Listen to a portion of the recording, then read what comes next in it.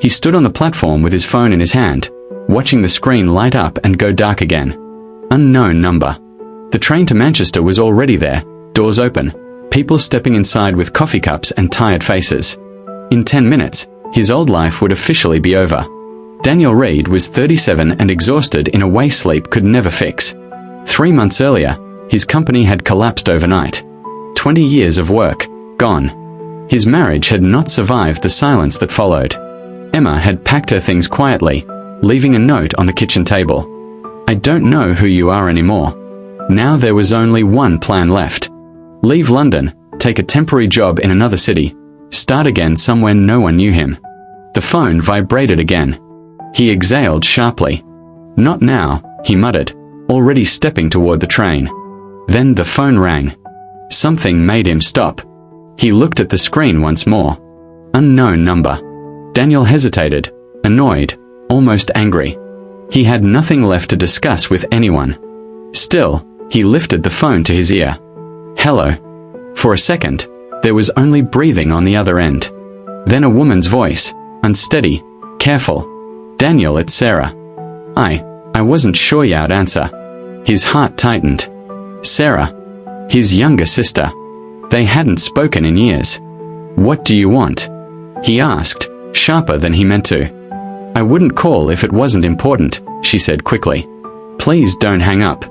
He closed his eyes. The train conductor blew the first warning whistle. "I'm listening," Daniel said. There was a pause, then a quiet confession. "Mom collapsed this morning. She's in the hospital." The platform seemed to tilt beneath his feet. "What?" "They think it was a stroke. She's stable, but she keeps asking for you." Daniel swallowed. "You know I can't just—" "I know," Sarah interrupted, her voice breaking. "I know you're angry.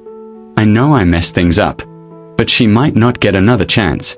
The doors of the train began to close. Daniel's mind flooded with memories he had buried for years. His mother waiting by the window when he was late, her hands always warm, her voice always calm. The last time he'd seen her, they had argued. About money. About pride. About nothing that mattered now. "I don't know if I can face her," he whispered. Sarah's voice softened. "You don't have to say anything. Just be there." A long silence stretched between them. The train started moving. Daniel watched it pull away, his suitcase still at his feet.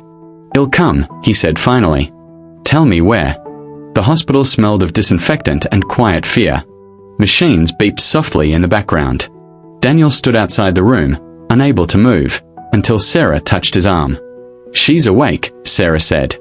"A little confused, but she knows you're here." Daniel nodded and stepped inside. His mother looked smaller than he remembered. Fragile. Her eyes opened slowly, then focused on him. "Danny," she whispered. He crossed the room in 3 steps and took her hand. "I'm here, Mom." Her fingers tightened around his. Tears slipped down his face before he could stop them. "I was afraid you wouldn't come," she said. "So was I," he admitted. She smiled weakly. "You always had a choice. You just hated making it." They sat in silence for a while. The anger head carried for years began to loosen its grip. "I lost everything," Daniel said quietly. "My job. My marriage. I thought leaving would fix it." His mother shook her head slightly. "Running never fixes anything," she whispered. "It only teaches you how far you can go without facing yourself." Those words stayed with him. Daniel stayed in the hospital for days. Then weeks. He helped Sarah fix things around the old house, cooked meals he hadn't cooked in years. Slowly, something inside him shifted. One evening, as they sat on the porch watching the sky darken, Sarah spoke carefully. "There's a small construction firm hiring in town," she said. "Not big money. Honest work." Daniel nodded. "He'll try." He didn't expect much. But the work grounded him. His hands were busy. His mind was quiet. Months passed. His mother recovered enough to walk again. Laughter returned to the house. One afternoon, a woman visited the site to discuss a renovation project. She introduced herself as Claire. They talked about wood types, then about life. Coffee turned into long walks. Long walks turned into something warmer. A year later, Daniel stood in the same town, watching his mother dance slowly at his small wedding reception, smiling wider than he'd seen in years. Claire squeezed his hand. "Happy you answered that call?" she asked softly. Daniel looked around. The lights, the music, the people who now felt like home. "I almost didn't," he said. "I was seconds away from leaving." "But you didn't." "No," he smiled. "I chose differently." Later that night, Daniel stepped outside alone and stared at the quiet street. He thought about that platform, that train, that single moment of hesitation. One choice. One phone call. One life completely changed. And for the first time in years, he felt grateful, not for what he lost, but for what he almost walked away from forever. Years later, Daniel would still think about that night whenever life slowed down enough to let his thoughts wander. It happened on an ordinary Tuesday. Rain tapped softly against the kitchen window as Daniel stood over the sink, washing dishes. Claire was upstairs putting their son to sleep, her voice drifting down the stairs in a gentle rhythm. The house was warm, lived in, nothing like the empty apartment he once shared with silence. The phone rang. Daniel froze. For a brief, irrational second, his chest tightened, the same feeling as on that platform years ago. He wiped his hands on a towel and looked at the screen. Unknown number.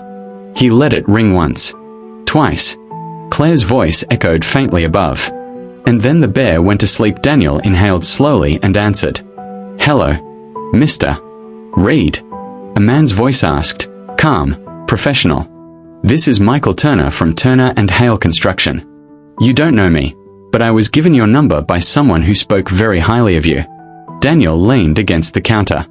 "About what?" "We're opening a new branch nearby. We need a site manager, someone reliable, experienced.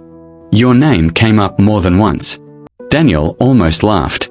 Years ago, an offer like that would have been everything. Power, status, escape. "And where is this branch?" he asked carefully. "London." The word hung between them. Memories rushed back, the speed, the pressure, the version of himself that had believed success meant distance from people he loved. "I need time to think," Daniel said. "Of course," Michael replied. "But not too much time. Opportunities like this don't wait." When the call ended, Daniel stood motionless, listening to the rain. Claire came downstairs a few minutes later. "He's asleep," she smiled. Then she saw his face. "What's wrong?" He told her everything. She didn't interrupt. When he finished, she poured 2 cups of tea and sat across from him. "So," she said gently, "what are you afraid of losing this time?" Daniel stared into his cup. "I'm afraid of losing us," he admitted. "And I'm afraid of becoming someone I promised myself I'd never be again." Claire reached for his hand. "You're not that man anymore. But remember, running away from fear and choosing differently are not the same thing." That night, Daniel couldn't sleep. He stepped outside, the cool air clearing his thoughts. The street was quiet. Somewhere in the distance, a train horn echoed faintly. He smiled sadly. Another moment. Another choice. The next morning, he visited his mother. She was in the garden, slower now, her hair fully grey but her eyes still sharp. "London called," Daniel said. She looked up. "And they want me back," he replied. "The life I left." She wiped her hands on her apron. "You know," she said, "fate doesn't stop testing us just because we made the right choice once." Daniel nodded. "I don't want to chase what almost destroyed me." His mother stuttered him, then smiled. "Then don't chase it. Shape it." That evening, Daniel called Michael back. "I'm interested," he said, "but not in moving. If you want me, it's on different terms. Fewer hours. Local focus. Family comes first." There was a pause. "That's unusual," Michael admitted. "But we've learned the hard way that burnt-out men build weak foundations." Daniel closed his eyes. "We can try," Michael said. "No promises." "That's enough," Daniel replied. Months later, Daniel stood at a new construction site near his home, his son on his shoulders, Claire beside him. He wasn't running a city empire. He wasn't famous. But he was present. As the sun dipped low, Claire whispered, "Do you ever wonder what would have happened if you had taken that train?" Daniel watched his son laugh, reaching for the sky. "No," he said softly. "Because I finally understand something." "What?" Fate gives us moments. But destiny, he kissed her forehead, is built by the choices we keep making. And somewhere, in another life that never happened, a train arrived in London without him. 2 years passed. Life didn't become quieter, it became deeper. Daniel learned that stability does not mean the absence of problems. It means knowing who you are when problems arrive. The construction business grew slowly but steadily. Daniel became known not as the fastest or the cheapest, but as the man who never disappeared, never lied, never cut corners. Clients trusted him. Workers respected him. He came home every evening, dusty and tired, but present. Until one autumn morning changed the rhythm again. It was still dark when his phone rang. Not unknown this time. Sarah. Daniel answered instantly. Sarah. Her voice was strained, controlled with effort. Daniel, it's Mom. His chest tightened. I'm coming, he said before she could finish. The hospital was colder than he remembered. Machines. White walls. The same quiet fear, but heavier now. The doctor spoke carefully, choosing words like fragile glass. She's stable, but this time the recovery will be different. She may not regain full independence. Daniel nodded, though his ears rang. Inside the room, his mother looked at him with tired eyes. You came fast, she said. I always will, he replied, sitting beside her. She studied his face for a long moment. You look settled, she said. Not happy. Settled. That's better. Daniel smiled faintly. I learned how to stop running. She reached for his hand. Good. Because I need you to listen now. He leaned closer. There's something I never told you, she said quietly. About your father. Daniel stiffened. His father had died when he was 16, officially from a heart attack. End of story. Or so he thought. He didn't just die, she continued. He left first. Daniel frowned. What do you mean?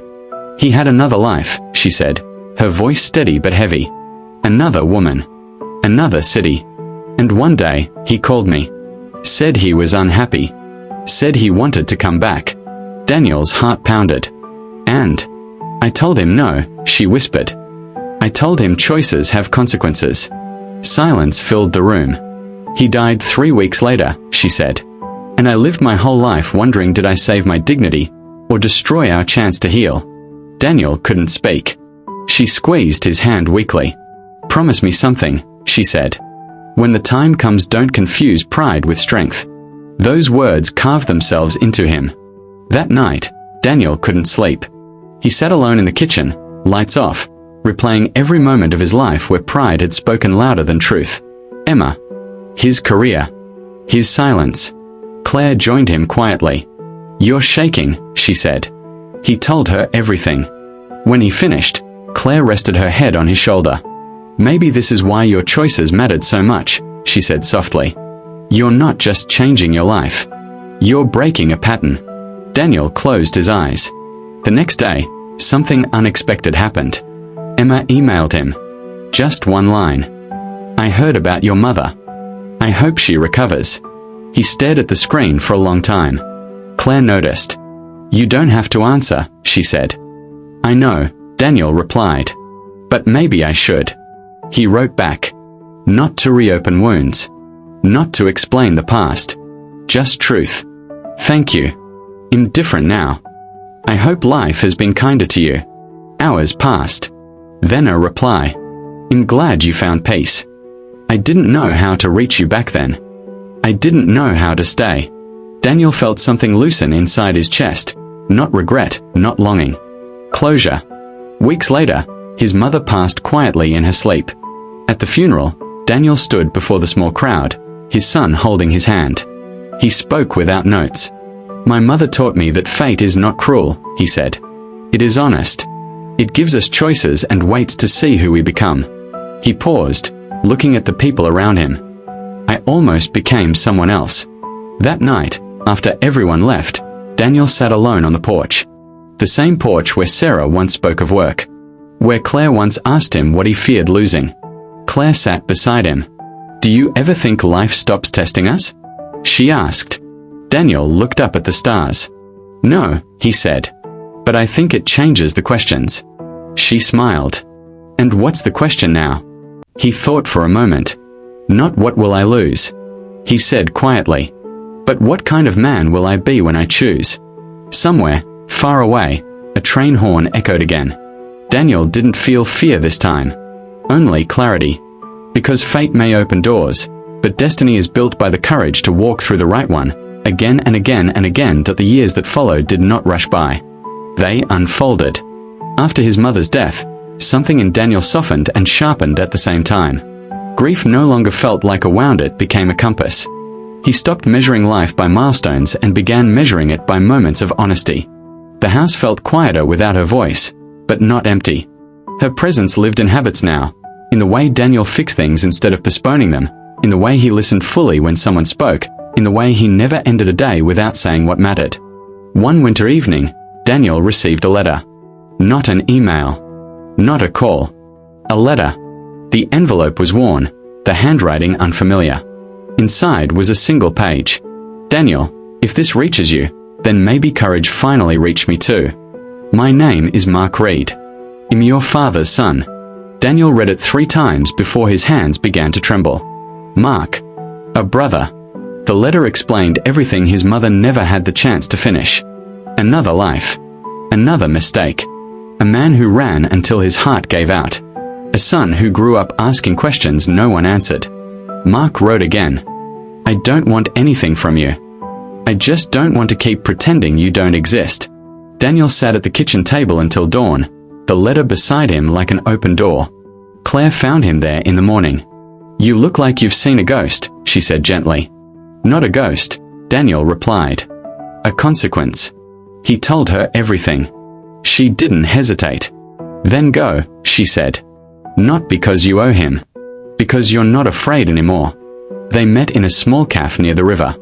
Mark looked like their father in ways Daniel wasn't prepared for. The same eyes, the same careful way of holding a cup, as if afraid it might break. For a moment, neither of them spoke. I didn't know how to start, Mark said finally. Daniel nodded. Me neither. They talked for hours. About childhoods that mirrored and diverged. About the same absence experienced differently. About anger that aged into understanding. I blamed him, Mark admitted. Then I blamed myself. Then I got tired. Daniel exhaled slowly. He taught me one thing without meaning to, he said. That running creates echoes. Mark smiled sadly. I think we're here to stop them. They parted without promises. But they met again. And again. Years later, Daniel stood in front of a room filled with young men and women.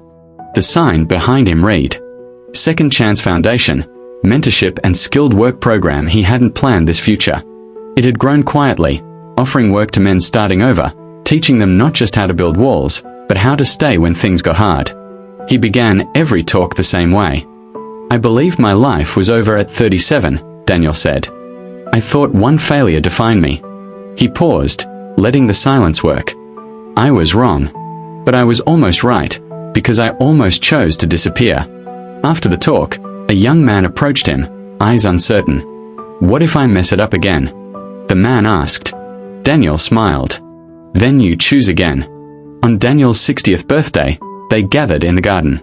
Claire, their son, now grown, confident, unafraid. Sarah, laughing freely. Mark, standing a little to the side, but no longer outside. Daniel raised his glass. I used to think fate was loud, he said. That it arrived like a storm. He looked around at the people who formed his life. But fate is quiet. It whispers. And it waits. Later that night, Daniel stood alone by the gate. The same stillness.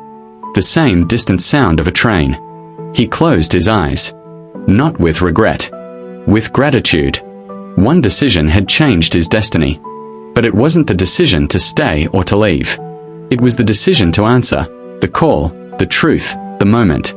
Again and again, life had asked him the same question. Who will you be this time?